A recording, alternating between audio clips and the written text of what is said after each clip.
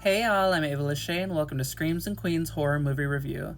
Today I'm going to do a short review on the 1983 slasher Sleepaway Camp, written and directed by Robert Hiltzik. Now, I love me some nature, and I actually do surprisingly enjoy camping. However, as a lifelong fan of horror films, I always expect the worst. There are so many horror films that involve camping, and why not? It's the perfect setup for a plot.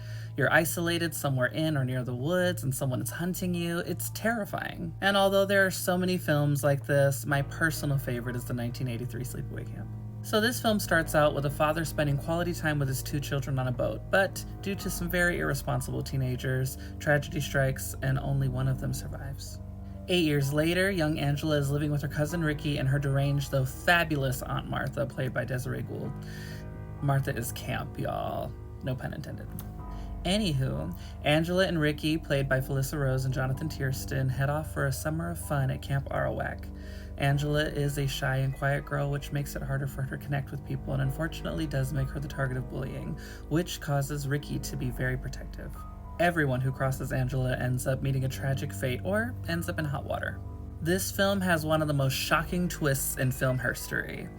If you know, you know. If you don't know, you're just gonna have to check it out because you know I ain't spoiling it. At least not in this review.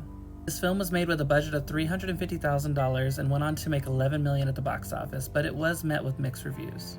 Having been made just 2 years after Friday the 13th, going the classic 80s POV route, and having a lakeside climactic moment did leave it open to comparison. However, this film stands on its own with a very unique twist that has shocked viewers for decades and has been the topic of much discussion. This film is camp, it is wild, there are a ton of continuity issues and some very questionable choices, but it's gold.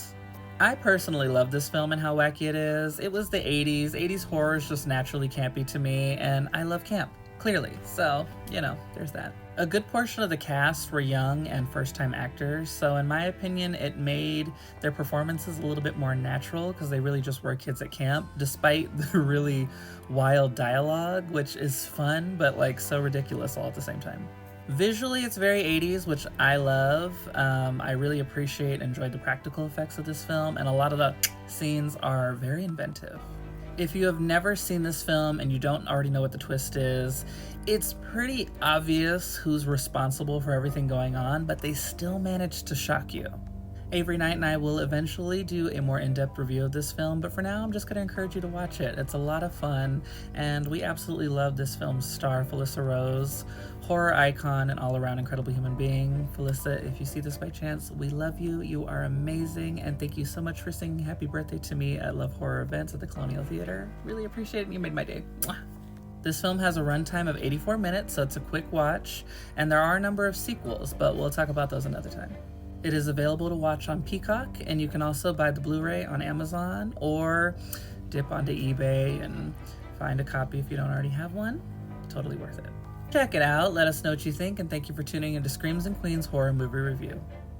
Oh, and don't forget to meet me at the waterfront after the social.